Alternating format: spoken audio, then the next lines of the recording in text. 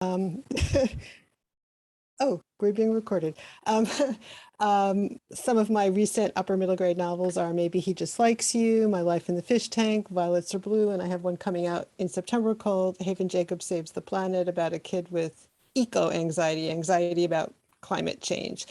So, when I think about the books that I've been writing, the word that comes in my head is complexity. I think that a lot of us who are writing in this space are tackling complex topics, and our characters are complex too. Our kids are not purely adorable and likable and spunky.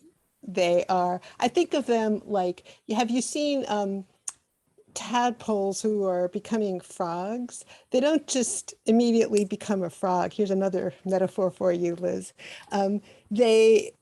They develop limbs as they have tails. They're sort of a hodgepodge of ages. And so, when I'm writing characters who are in this space, some of them are difficult characters. They're not purely likable. They may be grumpy and moody and difficult. They're not adorable. And another thing about these characters is they don't just go running to adults who miraculously solve all their problems for them or who understand everything.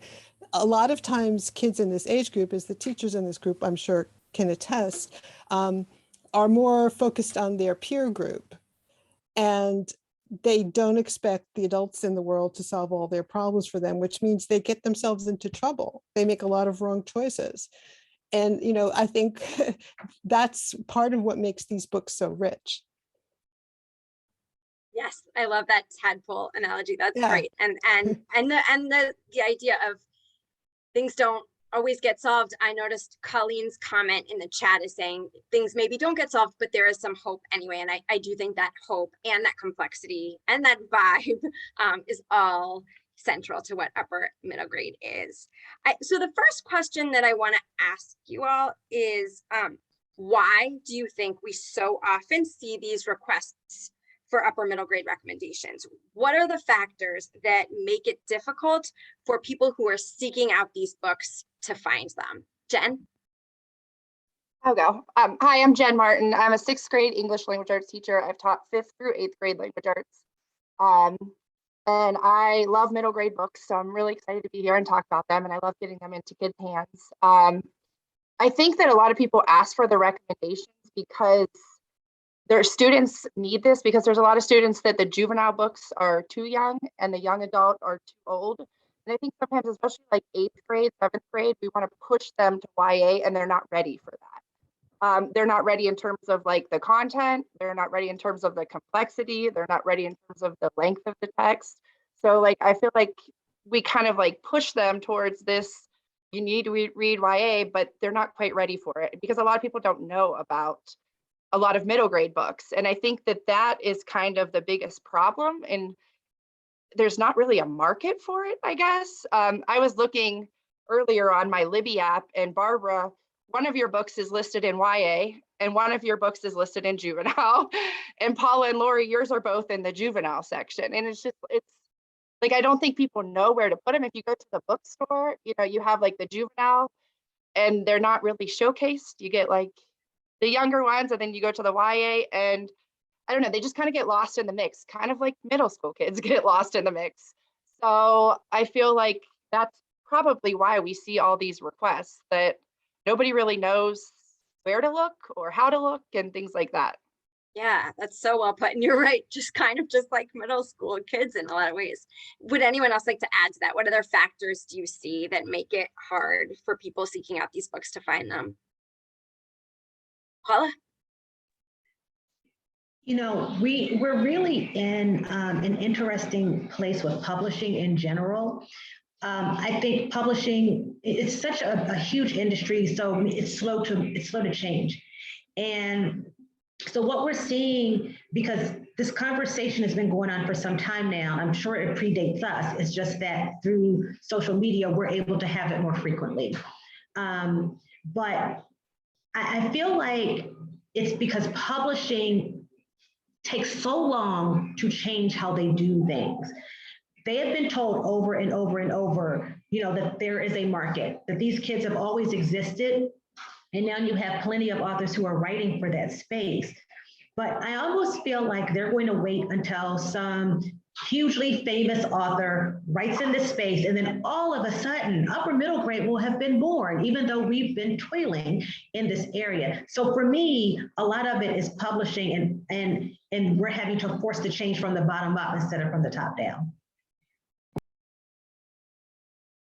Yeah, that's a great point. I know it is really frustrating when every once in a while when there's a like, oh, somebody finally wrote a book for this age group, and it's like, hi, we've been doing it. Any other thoughts about the factors that make this hard? So I think the other piece of it is from the kid side or the teen side. Not all, but a lot of the teens are on social media. So they're on TikTok and they're looking at Book Talk, and they're on Instagram and they're following certain people, and what they're seeing is a lot of YA. Or they see picture books that they read when they were kids, or they're reading to their siblings. And I don't think they even know that there's necessarily this kind of subgroup within middle grade for them. And I also kind of feel like the wording middle grade, right, makes them feel younger, when all those little tadpoles want is to, wiggle their tails and be mature, but they're not quite mature enough to be reading all of the YA. So I almost wish there was another way to define it, or call it by a different name so that it was something special and separate. And the other thing that, I asked a couple of kids last night what they thought, and one of them said it's the covers. And I don't know what you guys think about covers. I know some of you get more say than others in terms of your covers. Some get no say. The coloring, the physical characteristics of the characters on covers. Some of these teens feel like some of the middle grade is too immature looking for them, and some, they want that more mature look that they think they have. So I feel like that definitely plays in. Yeah, that's a great point. Jen, I think, did you want to add to that?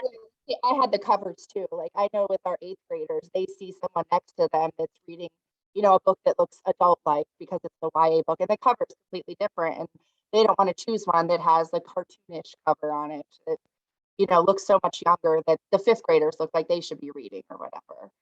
Even though the content would be great for them. I mean, I think that's a huge problem. That's huge. Maybe we'll come back to the question I was going to ask next, and let's talk about covers. And let me ask you, Barbara and Paula. Let's start with covers. What have your interactions with your publishers been like surrounding your covers? What have you tried to do, and what pushback have you faced in trying to make sure that your books will appeal to the right readers, if that makes sense? Barbara, do you want to start? I don't know if this is going to show up on the camera, but I can show you how Star-Crossed was envisioned. This was the original cover. And I know that, this is a book about 8th graders. And I know that some 8th grade teachers and 7th grade teachers told me that it was just too babyish. Other people really loved it. They thought it had like a Disney kind of look to it. But I heard from a number of teachers, this was a problem. So S&S, my publisher, went back and they did this for the paperback, which also, if you look closely, these girls do not have breasts. They look a little young, but the vibe of the cover was older. Scholastic licensed it for their book clubs, and they wanted their own cover. And they came to us and they said, we're not happy with those covers. We want to do something just graphic. And I thought, well, maybe Scholastic is a little squeamish about the content, because this is a book about a girl coming to terms with her bisexuality while they're doing Romeo and Juliet. So, fine. I'm just glad that they're doing it. And then this was the cover they came back with. Can you see it? Which is like screaming, it screams YA. And this could not possibly be less middle grade-y looking. And I think it set the wrong suggestion about the age group for this book, because this one looks really YA. So the good thing is that, it was nice to see publishers working on the issue and not just you know, resting on the first idea that they had, but evolving their idea as it went. And I've been lucky at SNS because I've been having a lot of input into my covers. And often what I say is, you know, that girl has no breasts. You know, I know, Laurie, you dealt with that. I had the same, yeah, with Up for Air. I'll say that next. You. No, go ahead. Go ahead. Well, with Up for Air, you know, it's a key thing in the book that Annabelle, the main character who's a swimmer, is very physically developed. And so she's 13, but she ends up swimming up on the high school swim team during the summer before her 8th grade year because she can keep up with her older peers in the pool. And she gets a lot of attention from an older teammate. And she gets a lot of attention based on the way her body has developed. And that's a key part of the book, is grappling with that kind of attention and the times that it feels good and the times that it doesn't feel good at all. And the first time I saw this cover, she was totally flat chested. And I did go back and say, can we do something about that? Because it's really key to the book. And she also had pigtails, like she had pigtail braids instead of just a braid. And so I also pushed back on that, which my publisher Abrams is they've always been very receptive to my feedback, but they liked the idea of the 2 braids because there is a lot of this book that is about just the juxtaposition of sometimes being a kid and sometimes being more grown up. So they liked that, but it just felt like it made the book look too young. And so they took that, you know, that note from me. Paula, I know you've gotten to have some feedback with your covers, I think, too. You know, we could spend an entire panel talking about covers, to be perfectly honest. Absolutely. And you know, with So Done, that was what some consider my first upper middle grade. This original cover, the girls actually looked much younger at first, and Barnes and Noble pushed back on my publisher and said that the girls looked older and Barnes and Noble wanted them to look younger. So we ended up here, but this cover is great. And I love my cover, but this cover is more upper middle grade. So my publisher has been very open when I say, you know, you need to appeal, you want the reader to understand that no matter how old the characters are, the complexity of the issues they're dealing with are something they can relate to. And the cover can convey that. I mean, just using black on a cover, because, you know, most middle grade books have to have pink and they have to have blue, like blue or whatever. But if you're going to use color, this is also the correct way to do it, in my opinion, and still in vogue in upper middle grade. And this is my latest book.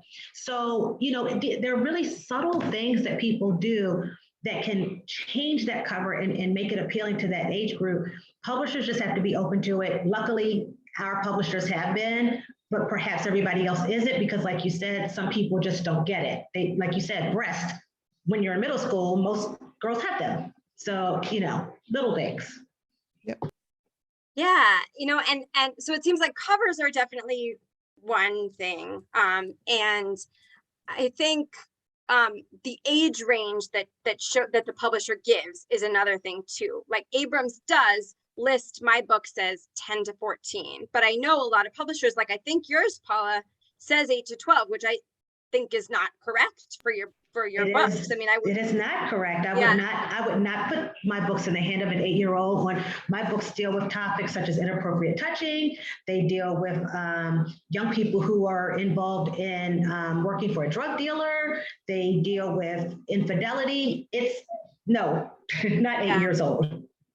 So that is another thing that maybe would be helpful. And then also, even when the ages are on there, like online, they're usually not on the actual book. And sometimes you have to also kind of search to see how old the character is. So that feels like another thing, you know, that might be helpful to think about the covers, to think about sort of the age range that gets that's given, but then also, do we know how old the character is?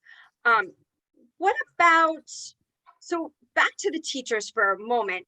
I'm curious, they're hard to find. These books are hard to find. So how do you find them for your classrooms and your libraries? And then once you find them, what do you do to get them into kids' hands? Do you ever have to have a conversation about like, oh, this cover might look young, but I think you'd like this book? So what do you do to get them in kids' hands? And what do you do to help maybe colleagues of yours find these books as well? Jen, you want to go first? Okay, you go. Okay. I mean, I feel like the way that I find them the most is by trying to follow authors like you. Every time anybody recommends a book, I put it on my list, just because I feel like you guys get it. I get a lot of book recommendations by just like following authors that I know kind of write the books that are appropriate for the upper middle grade. Like my Goodreads, I look on there and see kind of what they associate together, which sometimes is completely off, but just like to kind of see like what they associate. I know like the Project Lit books, like the middle grade Project Lit collection, and it adds every year. So those are always like really good upper grade. I feel like they cover a lot of like complex topics, but they have the YA list as well. So the middle grade one is a really good one. And that's kind of how like I find them. In terms of like getting them to my readers, I mean, we celebrate reading every day. I mean, in your classroom, you have to create like a reading environment and give kids time to read, give kids time to look at books and try books and get rid of books, abandon books. So book talks, I think somebody said that in the chat. Book talks are great. Sharing like about their reading, what goes well, what they like, having the kids share with each other. Just stuff like that is like a way to get kids books to their readers and just kind of get them excited about books.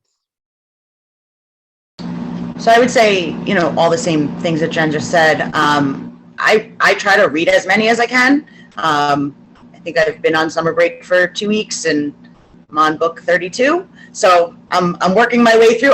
But here's my problem is I'm having a hard time tweeting about it or posting about it on social media, but I am sharing it with my kids. Like I'm texting them and you know, I have a Google Classroom that we left open that they can see. And even though it's summer and I'm not supposed to be doing school stuff, you know, I have a group of kids that want new books. So they're, you know, they're looking for it.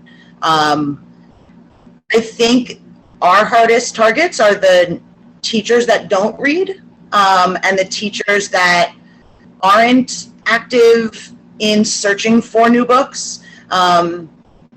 And that's a bigger group than I sadly think we all think.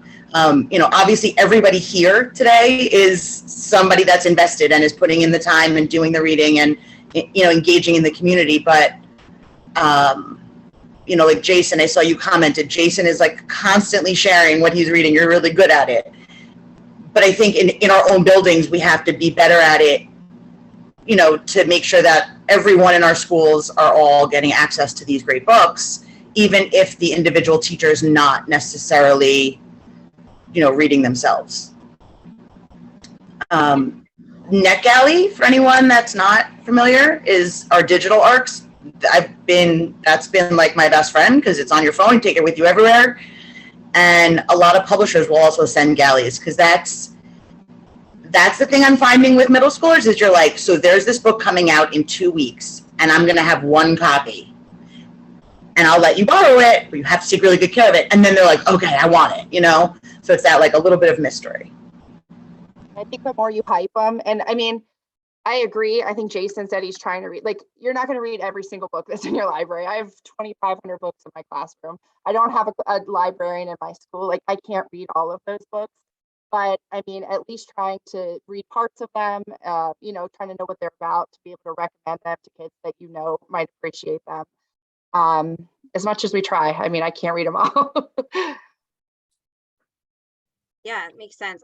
I mean, first of all, just thank you to both of you and to everyone here. I mean, the amount of time and energy you all put into your students and even in the summer to connecting kids with books and finding books and also what you do for authors, just the time it takes to spread the word about books is just such a huge, huge gift. And it means so much.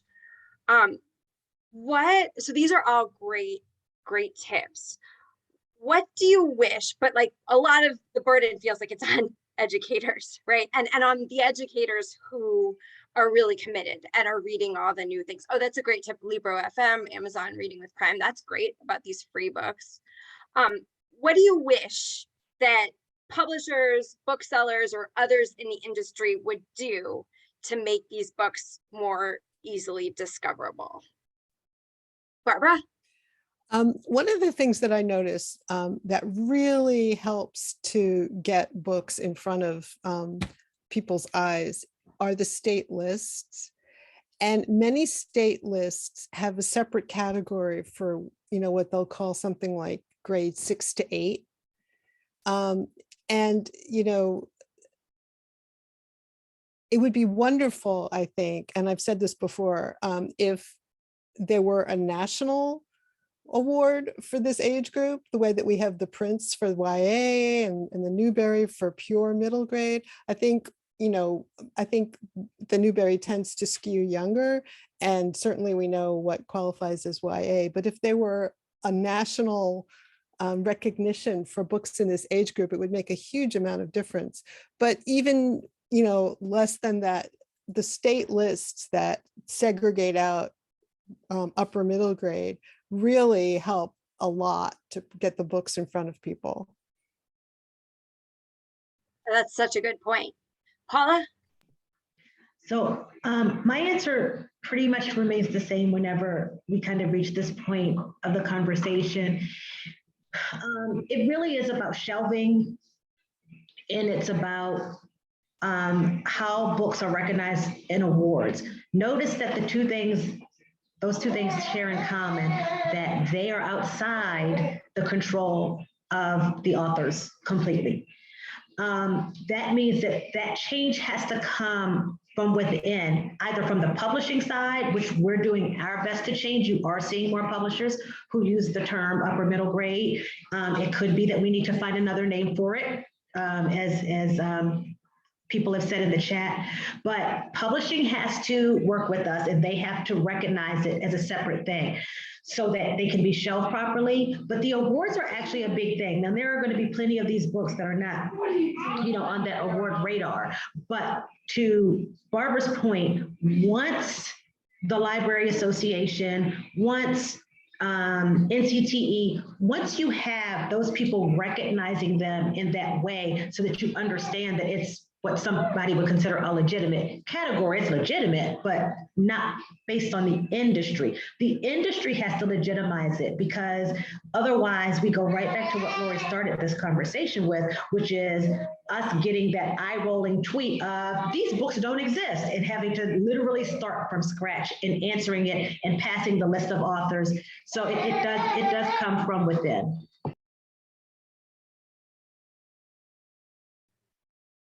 That's a great point too. I do sometimes occasionally see bookstores that separate them out too, which I also think is a great start. It's tricky to know what to call them. Like sometimes I feel like sometimes they're separated out as tween, and I'm never quite sure how I feel about the word tween. But I like the idea of it does really help. How could we, these things that we've talked about, like state award lists that have these 6th to 8th grade lists, and the idea of an award, the idea of covers maybe looking a little more mature, the idea of books being designated as 10 to 14 or whatever, instead of just a general middle grade category. Can anybody think of anything that we can do together to advocate for some of these changes, or to draw attention when things are happening? That's a hard question. I mean, personally, I wish that school districts and publishers would really work it more collaboratively, because I feel like there's so much that as educators we end up relying on you guys personally for, and that's not fair, right? Like, yes, you want to be involved and engage with us and engage with kids, but I mean, you're constantly sending out books and you're constantly creating content, and if the school districts or the states, if there was some kind of a consortium where they could partner with the publishers to work together to, make sure that these books can get into schools, and that also there was funding available to bring you guys into schools. I think that's the most powerful way for kids to learn about a great book, is when they get to meet you. And can I just jump in? I think that there's a sense that middle school kids don't need the author visits the way the little kids do. And I think that's a shame, you know, because a lot of times what I end up talking about when I visit middle schools is stuff like, you know, the importance of revision, and all the teachers go, yes, that's so, you know, that's what we're teaching. So it's not just that we're promoting books, we're also promoting the writing process in a way that's, you know, appropriate for middle schoolers.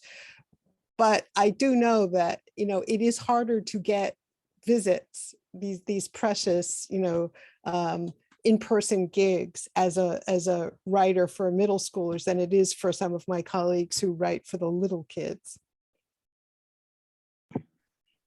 So, all right, here. So most publishers have a school library team. They have a school library department. So, you know, for me, we've reached a point where I don't know who they talk to. I don't know if they're only talking to public libraries, or if there are people designated at schools who you know, have interaction. But to me, it starts there, because that's where the collaboration is. Like right now, the authors have just taken it upon ourselves.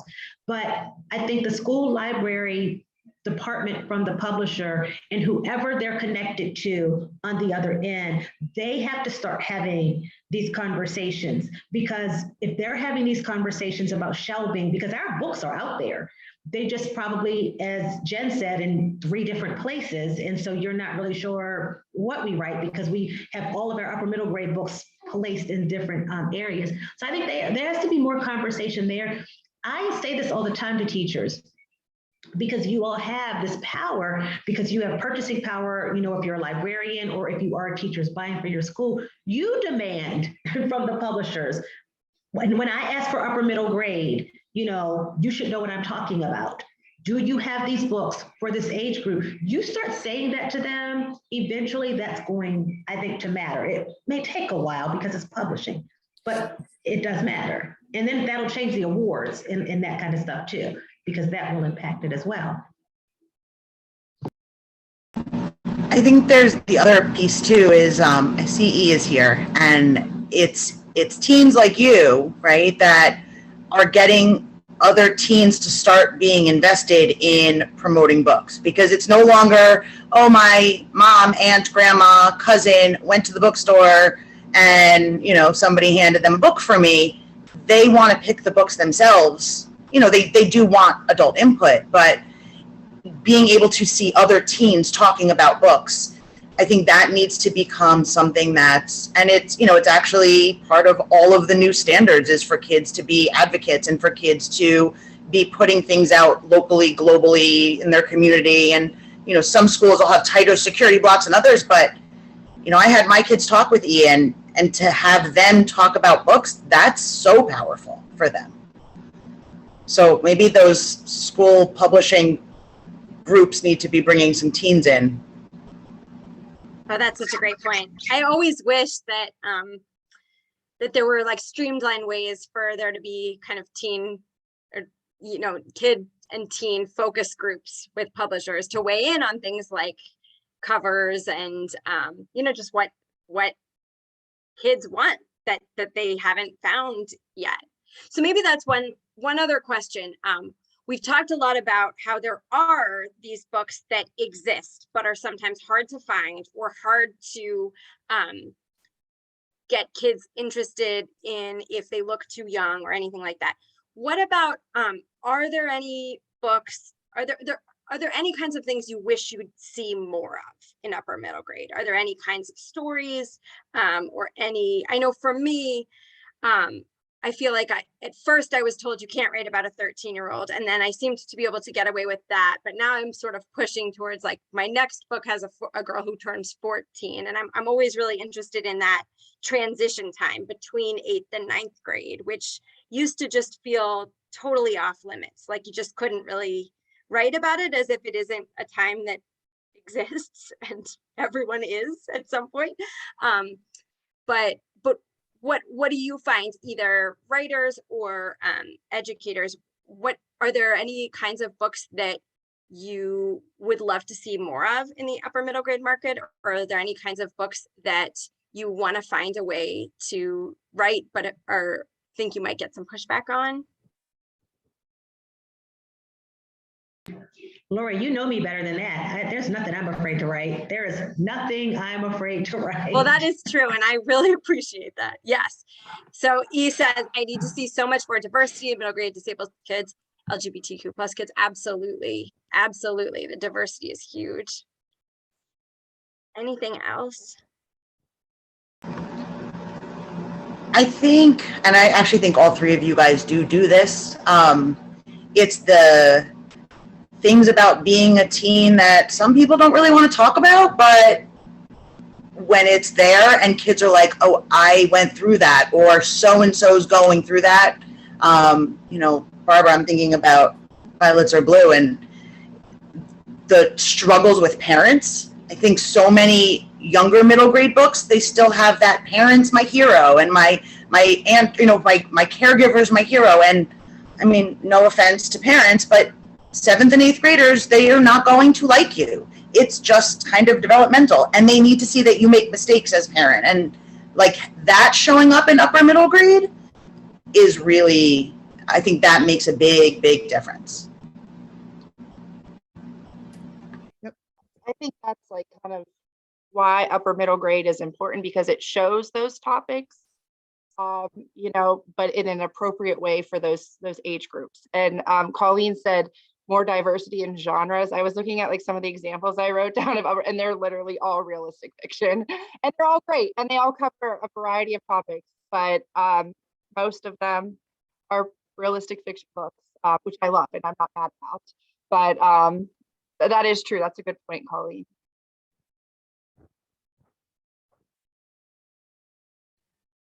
Well, any, I think, oh, sorry, go I'm ahead.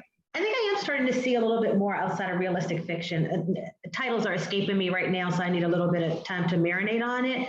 Colleen's right, but I do think they're out there. That's the thing. The key is being able to point to what's out there so that we can follow the breadcrumbs to the other books. Yeah, because it's so hard to tell. I mean, I don't read a lot of fantasy. I don't read a lot of sci-fi. I read mostly realistic fiction. So I stumble upon things in realistic fiction that I say, oh, that feels upper middle grade. But just from looking at the cover or seeing the description, it's often hard to tell. So things certainly could be, but it's just hard to know. I think we're close to wrapping up to give people a break before the last session. But I wonder if anybody had anything else they wanted to share, or anything they wanted to ask, or any other ideas about ways we can work together as upper middle grade authors and middle school educators. Oh, Nikki says more books related to cooking, characters who like cooking or baking. That's a great one. I do have one of those that sort of fell into a pandemic abyss. I see the more book trailers comment in here, and I would love that, as long as it's something that my publisher took on. I saw a tweet recently, and I think that one of the reasons that authors and teachers have such synergy is because there's so much on us. To do a single job, we usually have to do the jobs of about 7 to 10 other people. And you know, when I think of trying to craft a book trailer myself, like I want to lie down and go to sleep for a month. But I love the suggestion. I just want somebody else to do it for me. Yeah, but that is great to know that it's great to know that educators are finding that they help engage kids with books, because it's also so hard to know. But yeah, that is a hard thing to just add on to authors. What else, Liz? I also feel like if these are being created, they need to be more accessible to the teens. So if they QR coded them and put them right on the back cover of the book, so that teen goes in, picks up a book, and is like, oh, hang on, let me scan that, watch this video real quick, boom, now I'm going to take the book with me. That's a great idea. That would like immediately, and then if there was like a link to like other titles that you might like, if you like this, read this, that would be awesome. And it wouldn't be, I mean, if it exists, it's not hard to do. That's a great idea. Yeah, that upper middle grade is a genre. Well, yeah, it needs to be, it needs its own distinct something. It really does. And I don't know what you call it. I see the question about resources you would recommend that would help students research the books they may want to read about that are at the, I don't know of, I mean, I know of Goodreads, but that doesn't necessarily work completely effectively for this. I don't know about other, except just when it comes, yeah, I don't know. I don't know. Does anyone else know other resources? A good resource is, there's a blog on SLJ called Teen Librarian Toolbox, and it's mostly YA, but they also do a lot of upper middle grade. Oh, that's a good place to look. Oh, okay. I see Bookopolis. That could be something to look at. Great.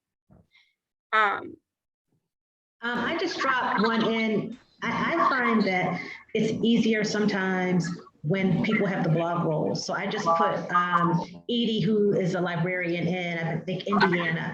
And Edie tends to have a lot of blog roles. So it may not be specific to upper middle grade, but you might have a better chance of finding. So many great ideas I'm seeing in the chat. Somebody help me. April's name is, I believe it's Afoma, and I'm totally blanking on, I'm trying to find her website. She puts out the most incredible, and she does it fast. I'm like, how do you keep pumping all this out? I'm going to find it, but her recommendations and the way that she puts them together are amazing. So I'm going to keep that. Yes, I think reading middle grade it is. Reading middle grade, there it is. Yes, she does have great recommendations. And a novel mind, Nikki points out, a novel mind is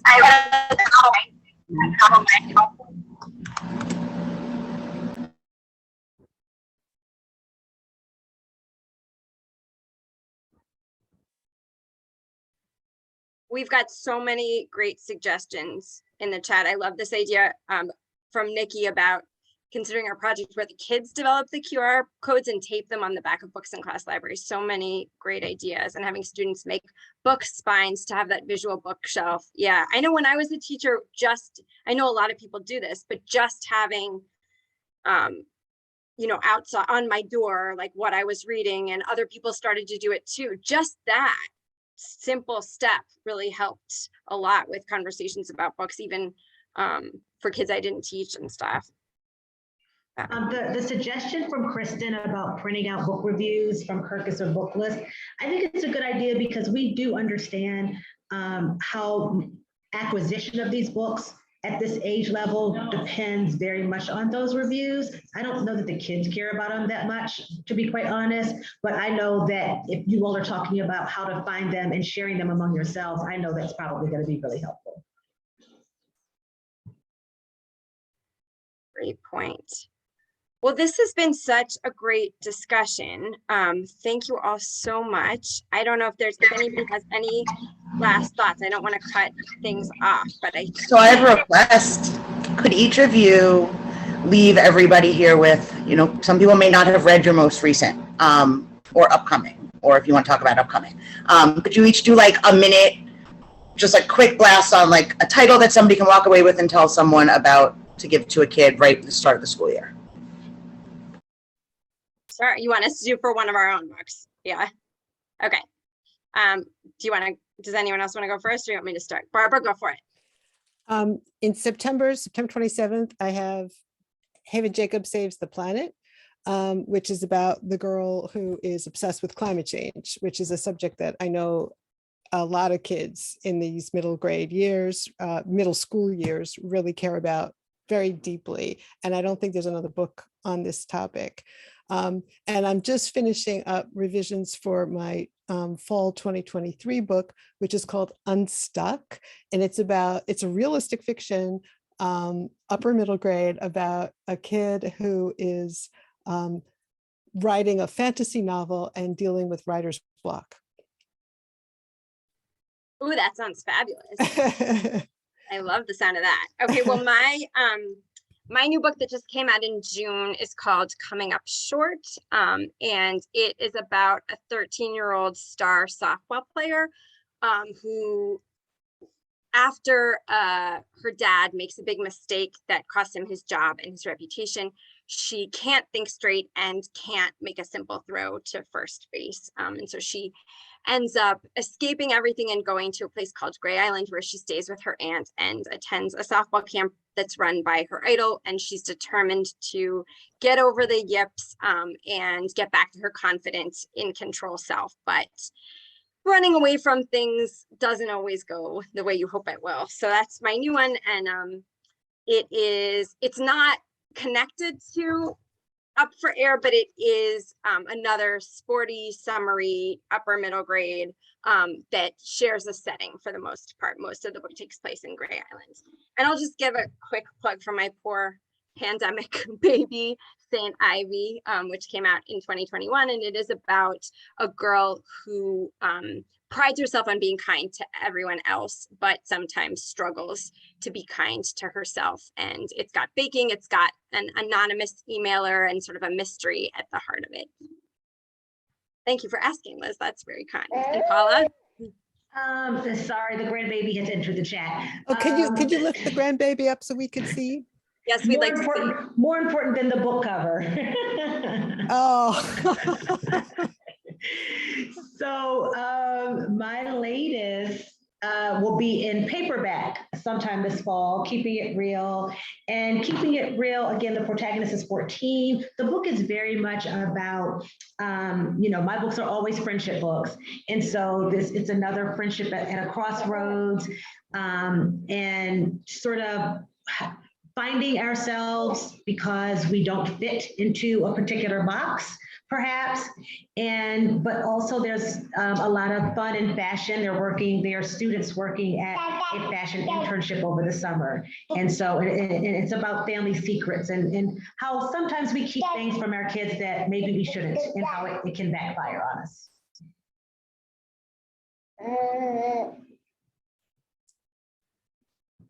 Awesome. Well, thank you so much, everyone, for being here and for sharing all these resources. And we'll continue to work together to get these books out there and into readers' hands. Nikki, I'm on my way to drop this baby off. I'm on my way. Her mother is in Seattle for 9 days at a conference, so. Wow. Laurie, do you want me to copy all those links and suggestions? We can put them, I know Ariel put something out that's like a catch-all, That's right? an awesome idea. If you don't mind, that would be great. Yeah. Thank you so much. Thanks, Liz. Thank you, everyone. Thank you, everybody, for coming into the panel, for all that information. Don't forget that there's 2 more sessions coming up. Back into the main link that you were given in your original email so that you don't miss the 3 o'clock and 3:45 sessions. I hope you enjoy the rest of your day. Thank you so much for hosting this panel. Thank you for being here.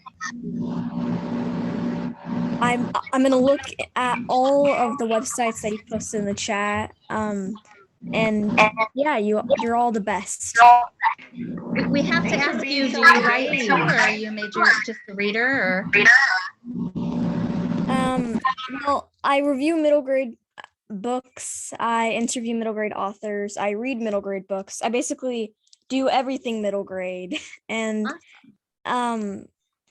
this is my stack of to be read novels. It's dauntingly big, but I'll get through it in the next couple years.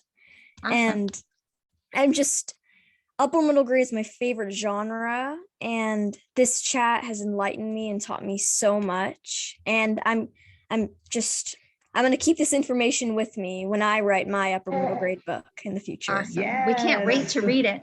Can you pop your information into the chat so people can follow you? Yep, I'm going to put my website and my Twitter handle. That is so awesome. Thank you for putting that time and effort into reviewing, because reviews are still one of the best ways that we get our books out there. Yes, so true. You do awesome work. Thank you. I'm super excited for next nerd camp. And because this is my first one, and it's probably going to be my first one out of many. Oh, that's great. Yes. Well, and you're presenting in August, right? At the Coalition Conference with two other teen literacy advocates, right? Yeah. I remember who you're doing it with. Sammy's Benches, is that? No, I'm doing it, although she is great. I'm doing it with Orion G. Oh, right. Year and Yajat Gupta. I hope I'm pronouncing his name right. He's another book reviewer, although he does YA. So yeah, thank you so much for hosting this panel, and I'm looking forward to reading all of your books. And we can't Thank wait to read you. yours. Yes, can't wait to read yours. That's true. Thanks. Bye. Bye, Bye, everyone. everybody. Bye, everybody. Have a good summer. Thanks. Yes. I'm sad that you said that you don't get the recognition because you guys are celebrities in my room at least. So That's sorry. I hate that you said that. That makes me sad. Just it's not recognized, overall. So We'll start more publishers. That's a good point. I never thought they would listen to us, really, though. Like, I feel like we're good to them. I don't know. I mean, I think they need you. So, Well, we appreciate you guys. Thank you for all you do. And it was nice to see your faces. nice to see you too. That feeling is mutual. thank you. Thank you so much. Take Be care, safe. everyone. Bye. I'm gonna print the chat and send it to you if you want.